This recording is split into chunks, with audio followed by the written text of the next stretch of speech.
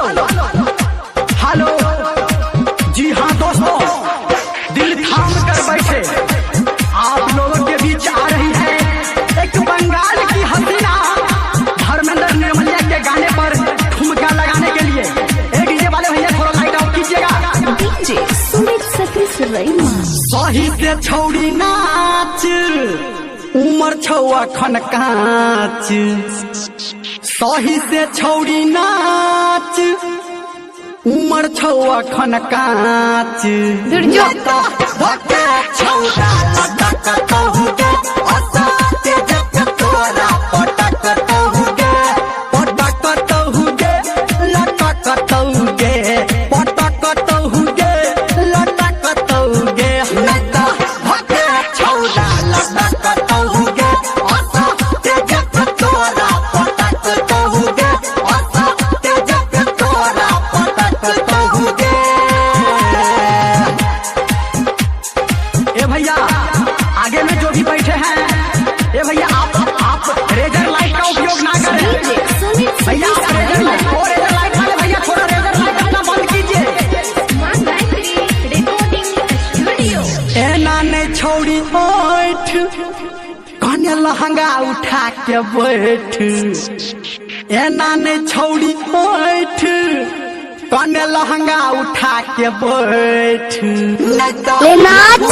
छौड़ा जोहत तहुगे, असाते जग तोरा पटक तहुगे, पटक तहुगे, लटक तहुगे, पटक तहुगे, लटक तहुगे। लटा धके छौड़ा लटक तहुगे, असाते जग तोरा पटक तहुगे। दीपक राजगुट। शहर लता गुरु जी आपके तरफ से हमारे छमिया का नाच देखकर 101 रुपया आया है। धन्यवाद भैया आपको। और हाँ भैया, शांति बनाए रखें और भरपूर मजा ले हमारे इस ऑर्केस्ट्रा का। डीजे सुमित सतीश रईमा। करे नहीं लट लट, छौरा में छौरी सट। करे नहीं लट लट, छौरा में कने सट। की कहली रे? लगालू के कट तहुगे, असाते जग छौरा पटक तहुगे, पटक तहुगे, लटक तहुगे, पटक तहुगे, लटक तहुगे। लटा फूल लगाल छौरा कट तहुगे, असाते जग तोरा लटक तहुगे, असाते जग छौरा पटक तहुगे।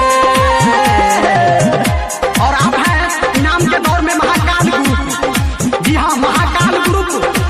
इसका कहना है अनहैया में जीत रखो। ये भी गाना भैया बजवाए। जी जरूर, ये भी गाना बजवाएंगे। शांति बनाए रखे भैया।